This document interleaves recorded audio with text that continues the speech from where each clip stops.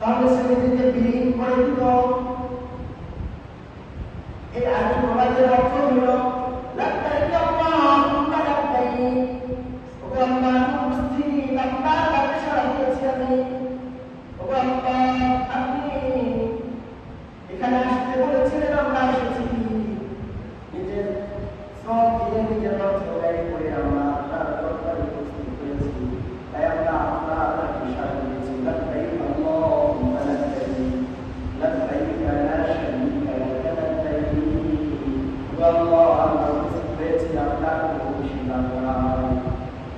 মানে হাদিসাই লাল দিয়া পড়ছে কতই না ভালো লাগে। একবার খুব মনোযোগ সহকারে পড়লে এবং অনুধাবন করলে কত পরিমাণ ভালো লাগে। এটা আমাদের প্রত্যেকের দোয়া করা দরকার। আমাকে আপনাকে আল্লাহ পাক রব্বুল আলামিন সেখানে যেন পৌঁছে সেখানে নিয়ে গিয়ে এই তাকবীরটা যেন আমাদের দ্বারা আমাদের জবান দ্বারা উচ্চারণ করার তৌফিক দান করেন। লব্বাইক আল্লাহুম্মা লব্বাইক লব্বাইক লা শারীকা লাক লব্বাইক ইন্নাল হামদা ওয়াল নি'মাতা লাকা ওয়াল মুলক লা শারীকা লাক সুবহানাল্লাহ। খুব মধুর এই বাণী, খুবই চমৎকার।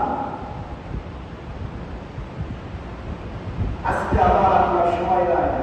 আল্লাহ পাক রব্বুল আলামিন বলেন,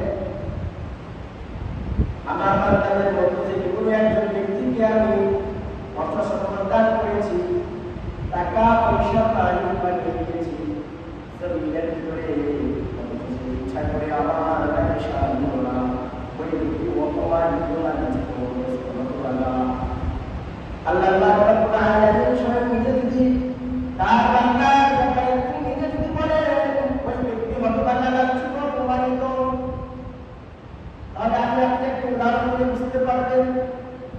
ধরেন যে এই দেশের প্রধানমন্ত্রী যে কেউ থাকতে পারে, উনি একজন ব্যক্তিকে ভালোবাসে, যত আসবাবপত্র আছে সকল আসবাবপত্র দিয়ে দিয়েছে এবং বলছে আমার কাছে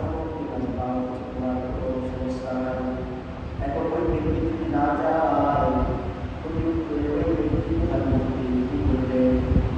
রাজা কিন্তু হবে না, কিন্তু ভালোবাসে খুব রাজা কিন্তু হবে। তো যাই হোক, আজকের এই দিনে কিছু শুনলাম, আজকের দিনে কিছু ফজিলত সকল লোকের আসল একটাই পাঠ করেছেন, লা ইলাহা ইল্লাল্লাহ ওয়াহদাহু লা শারীকা লাহু লাহুল মুলকু ওয়া লাহুল হামদু ওয়া হুয়া আলা কুল্লি শাইইন কাদির। এই কথা বারবার আরেকটি বিষয়